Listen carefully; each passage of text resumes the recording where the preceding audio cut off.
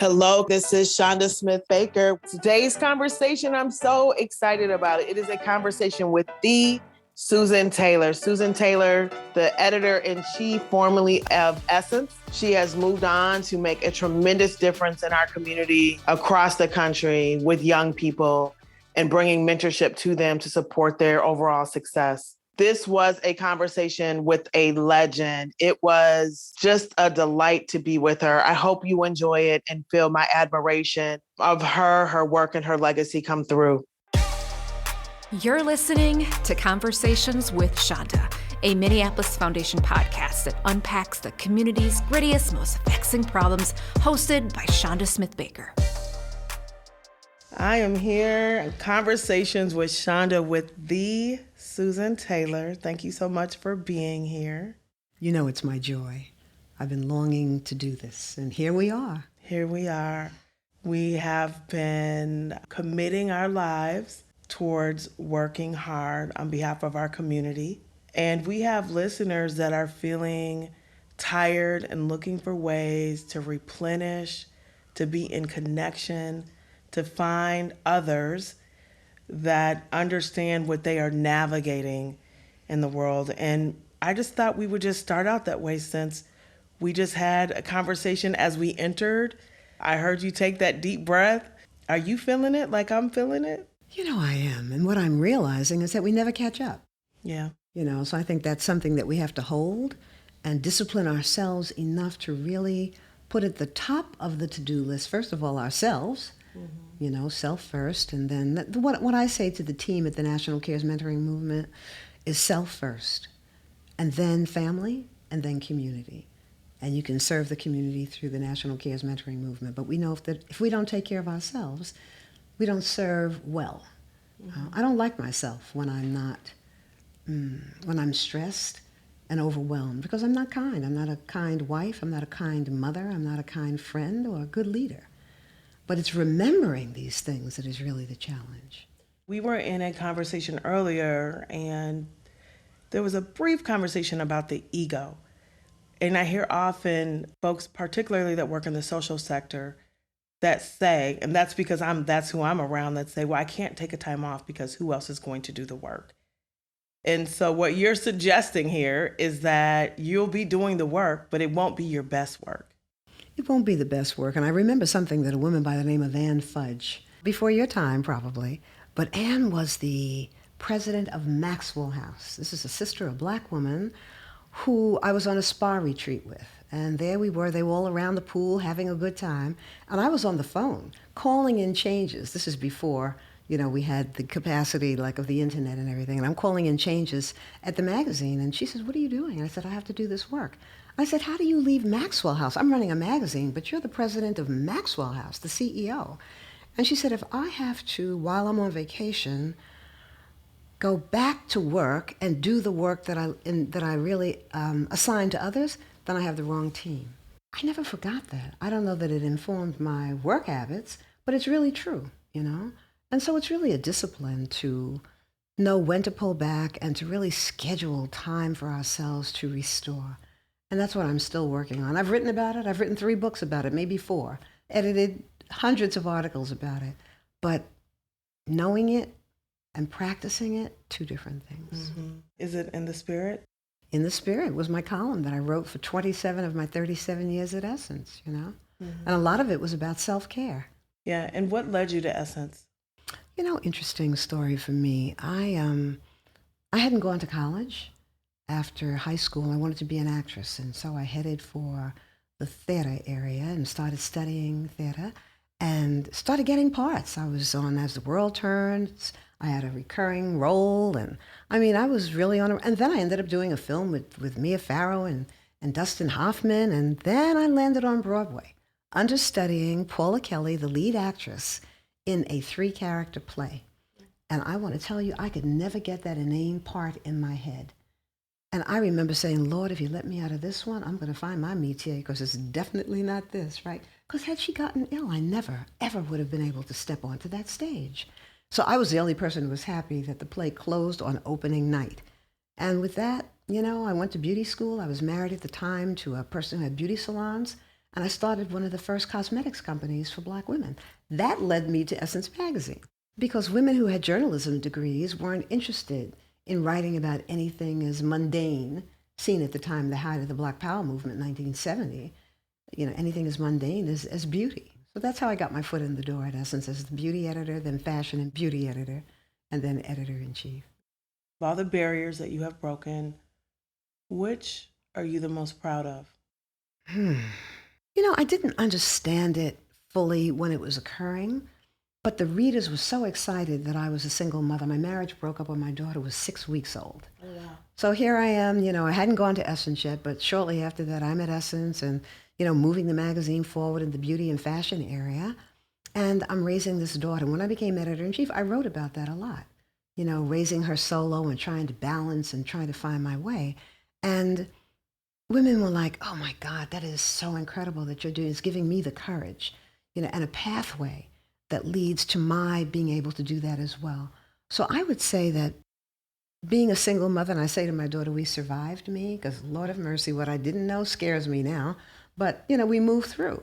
And probably having a high-level job that was so demanding, that required, well, now that I look back on it, maybe it wasn't 7 days a week, but that's what I gave it, And raising my daughter on my own, I want to say that was probably the greatest triumph. I have a similar journey, although I was not at Essence. Okay. I was at the north side of Minneapolis trying to figure out and navigate, right? And I think there's lots of us that see being a single parent as a barrier to success, right? I work in the field where we are defining what's possible for people in our language. We don't realize that we're always doing that, right? They're a single mom. We have to figure out how to give them all these things in order for them, instead of they have dreams, right? How can we assist them? And they happen to be a single mom. We lead with the thing that we think are the barriers.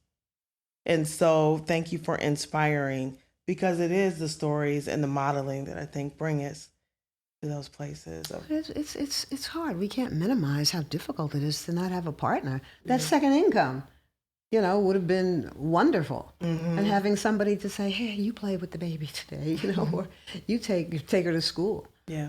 So just balancing it all. And, thank goodness for community and support and other sisters and my mother who really did help.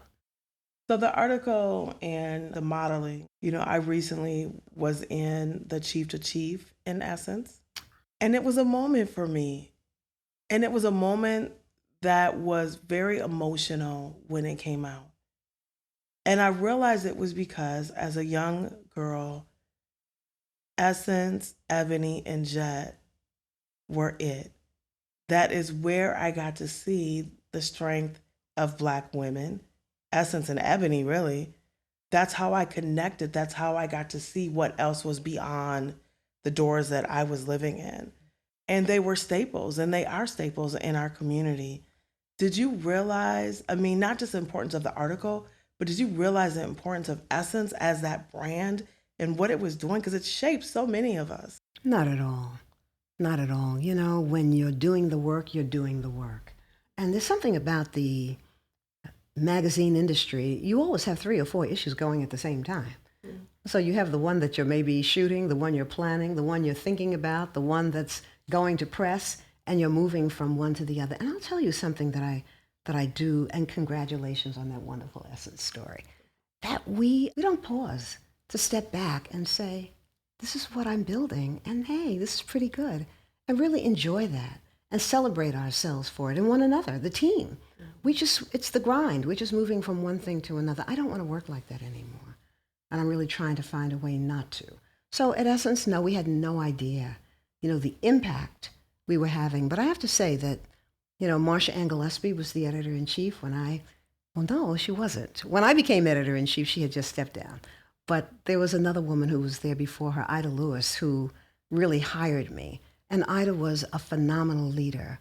And she really took time to celebrate the team and for us to have a philosophy. And Marsha grounded that. So that every Tuesday, I was able to gather the team in my office and remind us, about why we were here. We were here for the forward movement of Black women, because we know when Black women thrive, the children thrive. The men in the community thrive. All the genders thrive, we hope. You know, there's some stuff that we really have to address, but also the community thrives. So that was a philosophy that was driving us forward, but I don't think we were looking back to see the changes that were happening as we embraced our beauty, our color, our hips, our lips, and just began to love being Black women. But our voices, that was, I think, the one of the most important things. Certainly identity, yes. Our looks, our hair, all the variations in which we could shape it. But also having the voices of Audre Lorde and Alice Walker and, you know, Octavia Butler and Angela Davis and so many phenomenal women that now had a forum, a place where Black women in the Black community knew they could turn and hear and grow from. So when I think about just representation, right? Being able to pick up a magazine and see something that looks like me, or to go in the store and buy the baby doll for my daughter, right? When I think about how intentional I've had to be and where I go and the network to find those items, you know, just listening to you, I'm wondering, because we're still having conversations around the importance of representation. Do you see progress in that? Absolutely. You don't have to search today as you did, you know, what? We're talking Essence. I joined Essence 52 years ago. You know, it was 1970.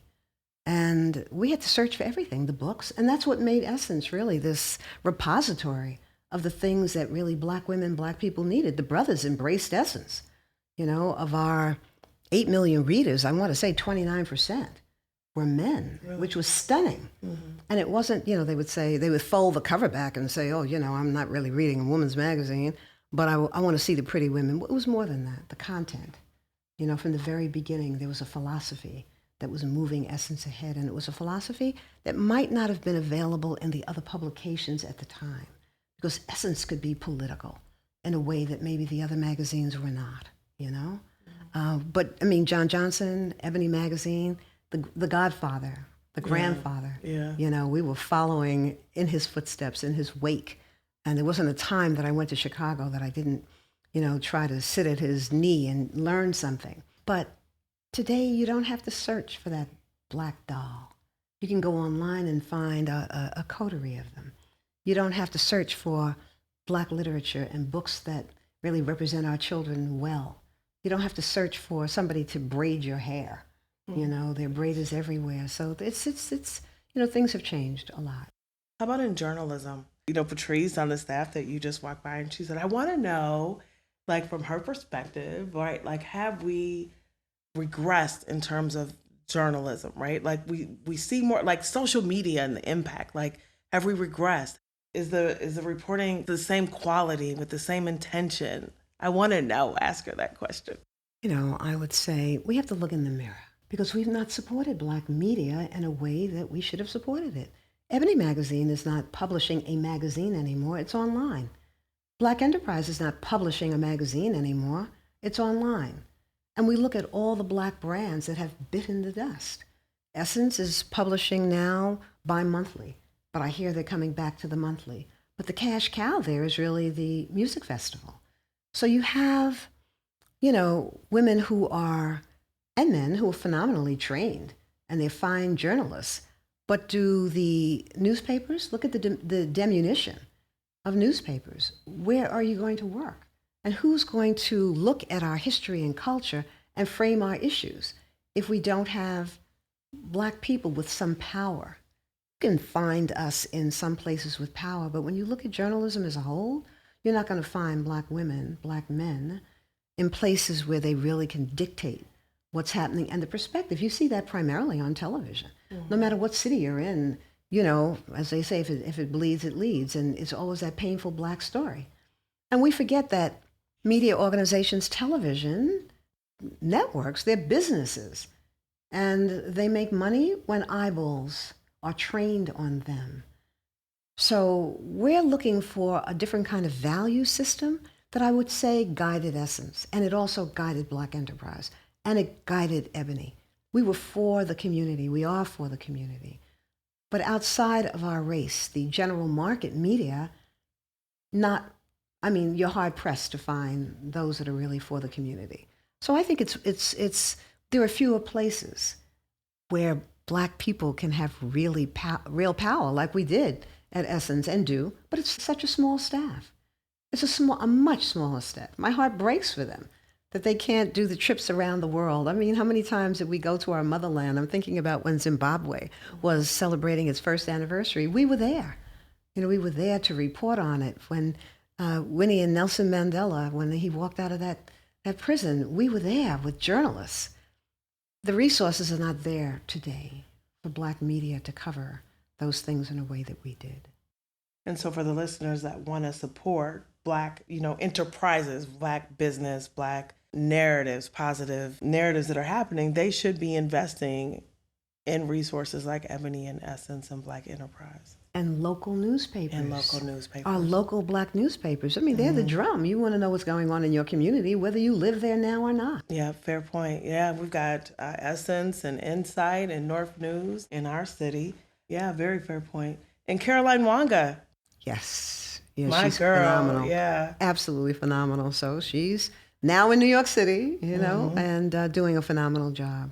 She's a fine leader. Yeah, she is. And I'm hoping that we will get back to that. She will bring it back to being able to show up in the motherland in all the places that we should be in Essence. Well, she and Rishi Lu, the person who purchased Essence, they're dedicated to the diaspora, to knitting us together. Our sisters and brothers who are in our motherland, who are in the Caribbean, who are in the United States and throughout Europe. And I think that's the big vision. And I see it being realized through the coverage. That's interesting because Rich Lu is Liberian and Caroline is Kenyan. He's the owner. She is running Essence for Black folks. And I know that there's been conversations, and we have it all the time. Are you a descendant of slavery? Or, like these divisions that we have in our community. And do you see an opportunity, right, in that vision? Was that awareness or tension there when you were there? Do you feel it? Or have you felt it? I see myself today as a bridge.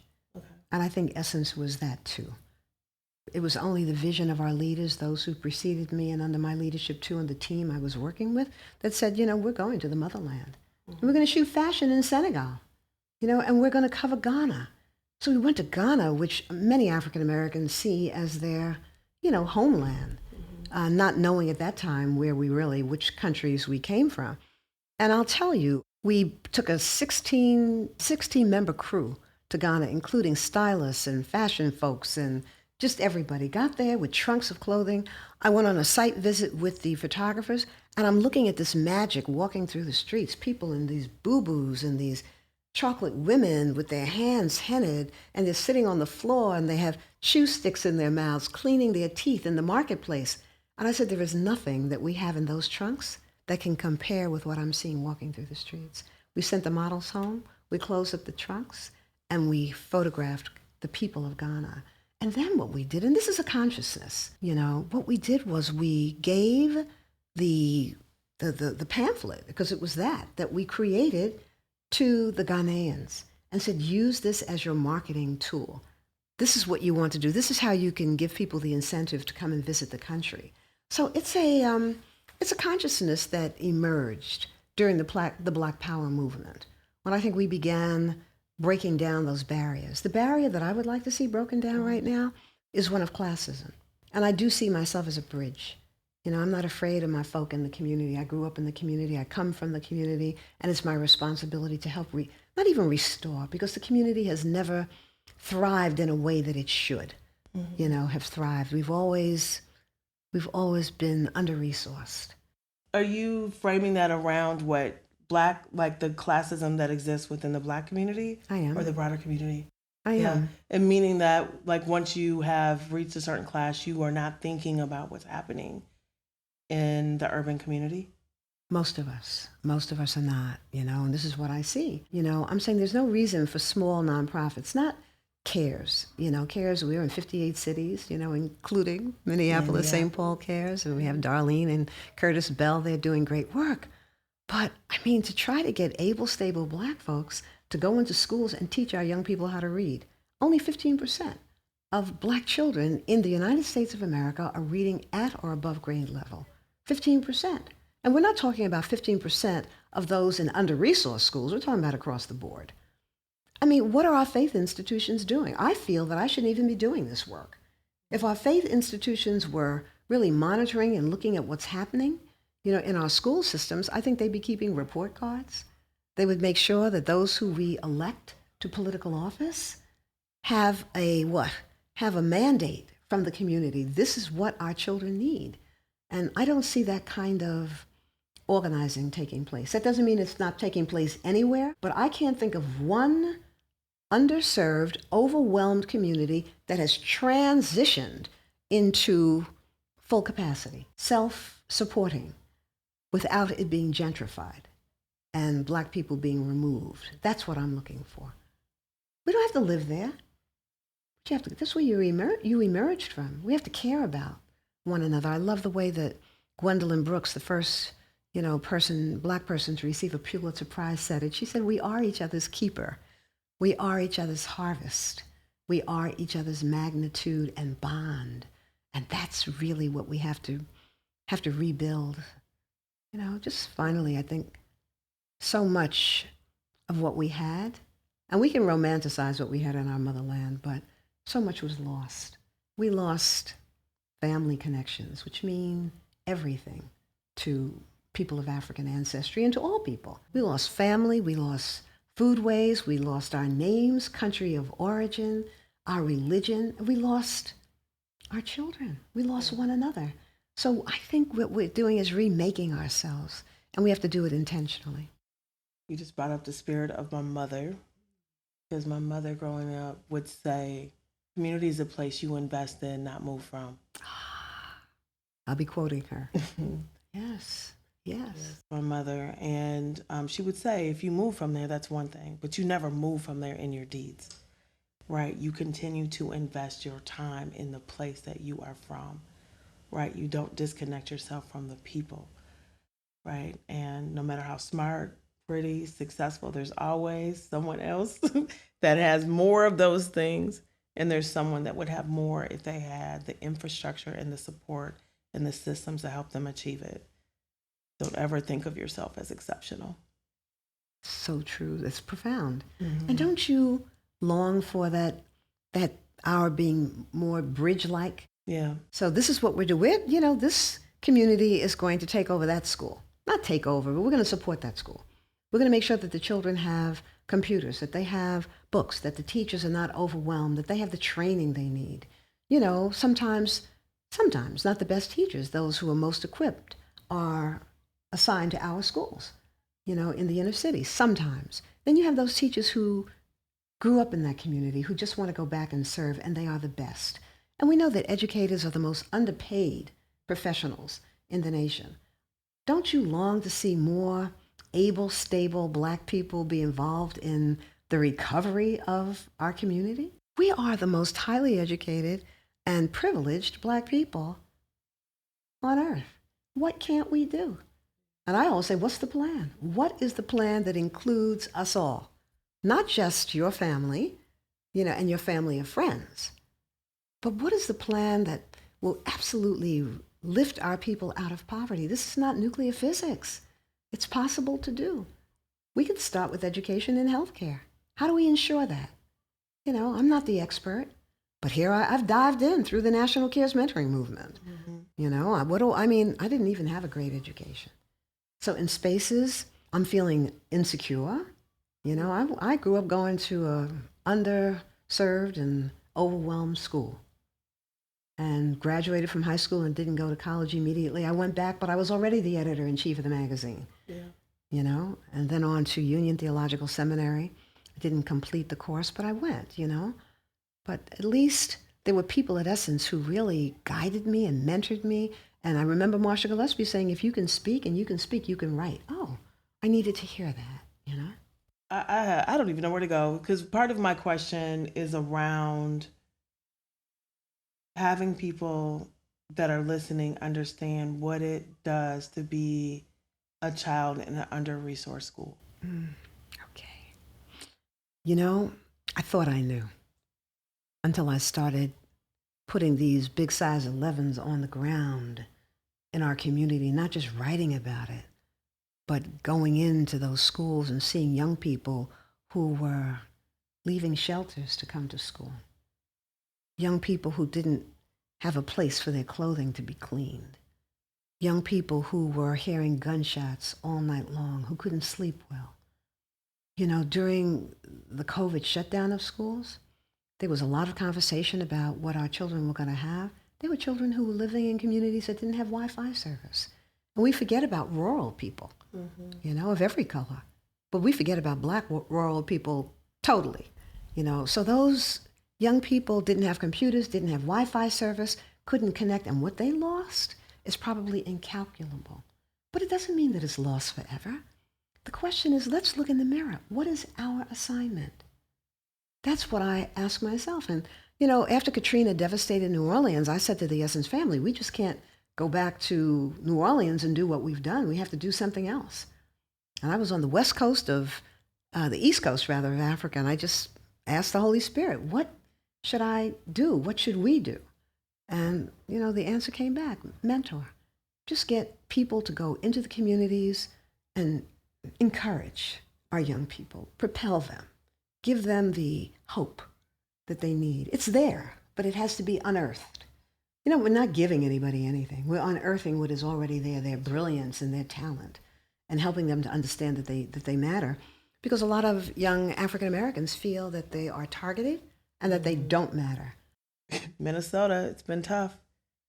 It's been tough, and there's still a debate on, you know, Black Lives Matters. We have a teacher's contract right now that's been in national news because the contract is elevating the hiring and retention of Black educators. And when there's a choice, we're leaning towards Black in that contract, right? It's complicated, but it feels like there's so many things that are racialized, and yet there's so many people that have been committing their work to addressing the disparity, right? To doing the work. But then we're still racializing and comparing and pitting in ways that I don't think is useful towards the movement forward. You know, I think essentially we don't know the history. We don't know the history. If we really, and I mean this, if the history of this nation, the truth of the nation were taught, then people would have another understanding. The truth of this nation and what happened, as we know, what was taken from the indigenous people is a harsh story. What happened to African people to go along the coast of South Africa, and not only to go into the into the the hinterlands, and to put people in chains and muzzles, you know, tether them to one another and walk them hundreds of miles to the shore. And, you know, I visited many times the slave dungeons. And the last time I was there, it was with the Congressional Black Caucus, and Nancy Pelosi decided she wanted to go. And I was asking my friends in the CBC. They said she just wants to go. And I'm looking at Nancy Pelosi, who's in tears, because this is a first knowing so deep about what our arrival cost. That's what I think about every day. I'm looking at an area that's probably no wider than this, that the enslaved Africans had to pass through in order to get in the rowboats to take them out to the largest ships waiting for them, for this middle passage, you know? And I'm like, how could they? Because they weren't going to feed you, so that you couldn't resist. You know, it's a hard history to own. And so we're going to name all of that critical race theory and shut it down. But we can't heal. This nation cannot heal without the truth. We know you're not giving back all the land to the indigenous people. Reparations, yes. Fix education. Ensure that health education and health care are made available to everyone. And there are other things. I'm not a reparations expert, and a lot of people are looking at this. But if we knew the history, there'd be greater sensitivity and understanding. But there is a real move to ensure that the truth of the history is unknown. I was in North High School last year, and there was a moment, and I can't even remember what the incident was, because there were many incidents that happened last year in our community and in that community specifically. And they had a celebration, and the principal got up and she said, "I want you to know that you all came from kings and queens, that you came from those who survived, right? You've come from strength. You've come from greatness, right? You have come from places and people that you don't know, but their spirit is in you. And because of it, you are great. And she just went on, and you could just feel the sense of pride in that room. And I don't remember the last time I've been in a school setting when I have heard that acknowledgement of history, the acknowledgement of greatness in that way, collectively, not a handful, but collectively. It was beautiful, and you could feel it. That's the counterbalance to what we see on the nightly news. Yeah. You know, our young people are saying we feel targeted. We're always being followed. We're suspicious. You know, if I look like a homegirl when I'm going shopping. I'm not trying to look cute. I kind of believe that. No, I know. I'm serious. I mean, I have on my sneakers and a cap, and I'm going in there, and you know, you have people looking at you like, oh, is she coming in here to? It's the media really speak louder than mother, than teachers, because we're being impressed with these images day after day after day after day. I'm so proud of today's young people. So many of them are awakened, and they are serious, and they want more than just corporate jobs. They want entrepreneurship and ownership, and they want to be their authentic selves if they're in that corporate space without being disrespected. It's difficult. And so much of our work is really it's a prophylactic for that. So no matter what they say about you or how people treat you, you have to know who you are. And that's really how our curriculum is shaped, you know, with history and spirituality and wealth building and relationships. How are we supposed to be married? How are we supposed to partner? Where would we have seen that done well? The few people, no matter what the races are, you know? So this is something that is known. We know a lot about Black child development and child development. These are things that should be taught so that we're not wounding that next generation and passing on the trauma that lives in us. And it's alive. Yeah, it is alive. So the National Cares Movement, so you were in Africa. You had a vision. You wanted to move into mentoring. You've mentioned it a couple of times in our conversation. So you just came home and got to work? That's the kind of power we want to have, and many of us do. Yeah. I came back and I said to the Essence family, we just have to do something different. We're going to go back and we're going to create empowerment seminars. And I remember something that Hakeem Matabuti, the founder of Third World Press, and 2 charter schools that are cultural schools, you know, that he did. He used to bring for the National Black Holistic Society, African-American men had created that, and he would bring these wonderful speakers upstate New York, and I said, that's what I'm going to do at the Essence Festival.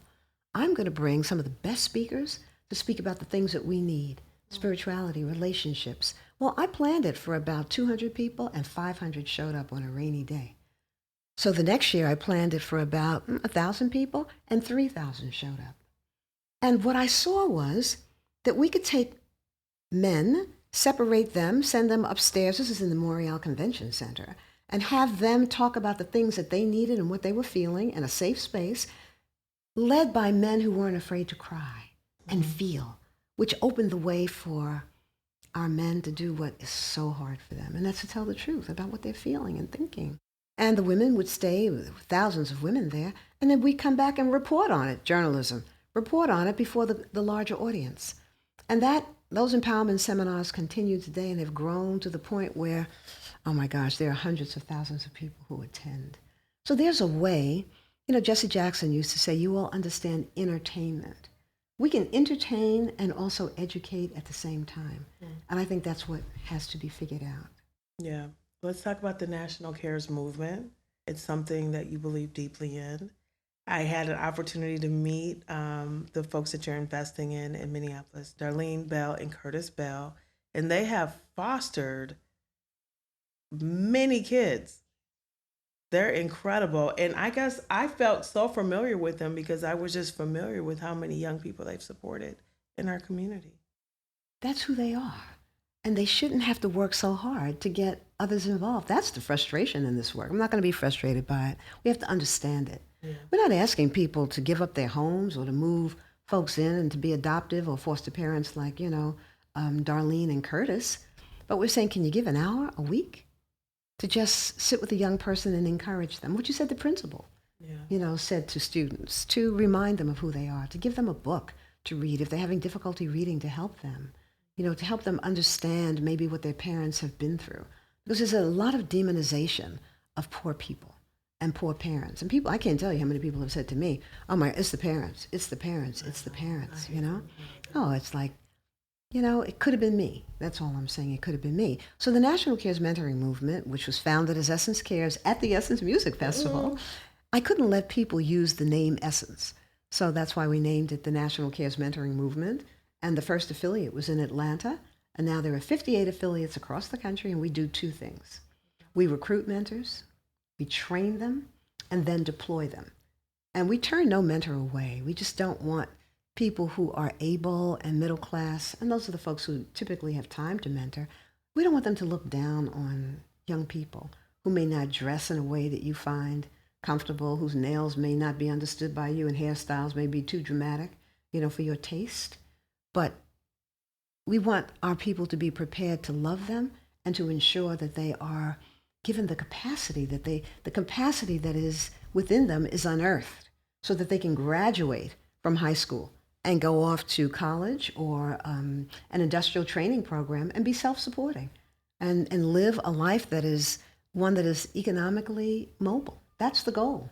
That is the goal. And giving back to the community. Can't forget where you came from. That's it. So that's what we're doing around the country, and we need all hands on deck. All hands on deck. Is it kindergarten through 12th grade, or is it high school, or? Well, we're in schools. We're in a couple of grammar schools, but primarily it's high schools across the country. But what we're doing all across the country is the recruiting of mentors, training, and deploying. It's not that we're building programs in all schools. And I'm saying no more brick and mortar. Yeah. Because now with technology and with, the time we were shut down, we had psychologists. Our programs are all led by psychologists and social workers and volunteer mentors. Because the trauma that young people are living with is deep, and it has to be understood and not minimized, So when you're trained as a mentor with the big mentoring organizations, they're not teaching you how to deal with trauma. You need professionals, healing experts who know how to do that. And they are training our mentors, and the children are thriving. It's so inspiring to see. Yeah. I want to switch to talk about philanthropy just for a moment. And did you grow up knowing what philanthropy was? Oh, absolutely not. Not at all. Yeah. When did you realize that you were a philanthropist? When people started asking me for money and I started acquiescing. Okay, I can help. I can do this. I can donate. I still don't really consider myself a philanthropist, but people do. And it's just giving to people what was given to me. My father was an entrepreneur. He had a store that was on ground level. We lived in a tenement in Harlem. I was on the second floor. My brother and I were sleeping in the living room. And every single morning, 6 days a week, my father was, raising that awning so that Larry's specialty shop, his boutique, could open up, But philanthropy, it wasn't part of the nomenclature. I had no idea what it meant. But that's what's needed right now. We have got to push our faith institutions, our Divine Nine, sororities and fraternities, and all of our community organizations to really pay attention to those who are losing their way, to our children who are off course, because their parents may not have the capacity to guide them. And I'm saying to young people all the time, there is no parent who's not wishing the best for his or her child. No parent, none at all. And there's a lot of forgiving to do. I wasn't the perfect parent. If there's something I wish I could do over, it's really parent my daughter. Now I know a lot more than I did back then, Yeah, that's a testimony right there. And I do think that we tend to judge other parents. And I don't know a perfect one. I don't know if you do, but no. I don't know no perfect parent. But we sure judge a lot of parents. We do. And parents that are living through really hard conditions and poverty. As a young man, we were at a school we work at, south side of Chicago. And Tom Burrell, who built the largest Black-owned advertising agency in the world, was there. He's part of the team that helped us to build Windy City Cares. You know, he said, Susan, a young man just came up to me and he said, I want to be like you, Mr. Burrell, but my mother is addicted. And the library in my community has closed. And there's nowhere for me to study. I can't do my homework. So I end up sitting in a urine-infested stairwell, trying to do my homework because I dare not put my key in the door before my mother comes down from her afternoon high. Anybody who's addicted, that's no fun. You know, I give thanks every day that I have no addictions. You know, that's a hard thing. I mean, people have a hard time breaking a nicotine addiction. So a drug addiction, there should be places where people can go for that healing. So the opioid, addictions have focused the nation, on the treatment that's needed, but not available so in our communities as they should be. Mm-hmm. And now they're not demonized outside of our race, but still within the race. There's a demonization of people who are addicted to drugs. Come on, we can do better than this. Better. You know what I feel that we're really building? We can build America the Beautiful. There's truth-telling and lots of change that has to happen. But we can build America the Beautiful. Let's make that real by ensuring that everyone in this nation has an opportunity to thrive. There are children who don't have access. It's access that's key. Access, support, motivation. You've been casting out a vision with your words this entire conversation, and it does feel like there's a lack of a vision. There's a lot of discussion on the problem. It feels like there's just a lack of vision for what we need in our community. So I really appreciate hearing that. Yeah, I want that vision to come out of our faith institutions, our sororal and fraternal organizations, and it's just that our children need guidance and help and support. We're raising $20,000 for pastors' 50th or 20th anniversary, but the children around the corner are not reading in that school. The teachers need support. So it's widening the lens so that we're not looking myopically at just what's right for us and our families, but really looking more broadly at what's needed for the community. That's the history. That's the culture. And I just want to say, this is not the rough side of the mountain. Before we go, I would love to share with the listeners your leadership advice. Something that I have never understood, and it's why people in leadership would mistreat those who report into them and whom they need in order to succeed. I need you to execute well, I need you to be paid well. I need you to feel valued so that this work can move forward. But ego gets in the way there, and people misuse power. I often say, give yourself to yourself before you give yourself away. Because if you step into that space feeling calm and grateful to have the opportunity to really lead and have some kind of say-so and power in people's lives, that's a heck of a responsibility. So my leadership values really have to do with kindness, understanding, not always needing to be right, because I'm not. I'm never the smartest person in the room when I'm hiring people. I want people who are smarter than me. As I said, when I became the editor-in-chief of the magazine, I don't have a journalism degree. I did go to college and graduate, but it wasn't in journalism. It was in sociology. And here I am with the National Cares Mentoring Movement, with nonprofit experts on that team who know. So I'm tuning my ears to listen to what they have to say so that we can really move this forward. It's the big business of this nation. Damping poverty, elevating fragile lives out of poverty so that we can have peace in these borders. The disruptions, so many of them have to do with, there's a lot of dishonesty and a lot of disruptions at boardrooms. There's a lot of violence going on right there at the boardroom table, but I'm talking about the violence in our communities that has everybody concerned. We have to make sure that young people have the tools that they need, and we can't be writing people off. We have to write them in. That's what the National Cares Mentoring Movement is doing. We are writing our young people in, and that's my leadership sort of mandate, that I want people who are passionate about this work. You don't have to know everything, and don't be afraid of what you don't know, because this is a learning institution, and what we're building, there's no template for this. There's no template. I look at what is needed. We can't do everything our community needs, but our work is healing work. There's a spiritual healing that is needed, and it's epigenetic. It's deep within us, that trauma. And that's the work of the National Cares Mentoring Movement. It's healing that trauma so that young people, and we all, people across the races, can link arms and aims and move our children, all of our children, and our nation forward. We have people that are listening from across the country. And if they were interested in getting more involved with the National Cares Mentoring, where would they go? I would say bravo first, thank you. And just come to caresmentoring.org. Caresmentoring.org. We need you. Thank you so much. If you enjoy this show and want to learn more about what we do here at the Minneapolis Foundation, please visit us online at minneapolisfoundation.org. And of course, if you want to follow Chanda or the Minneapolis Foundation on Twitter or Instagram, that's Chanda S. Baker or MPLS Foundation.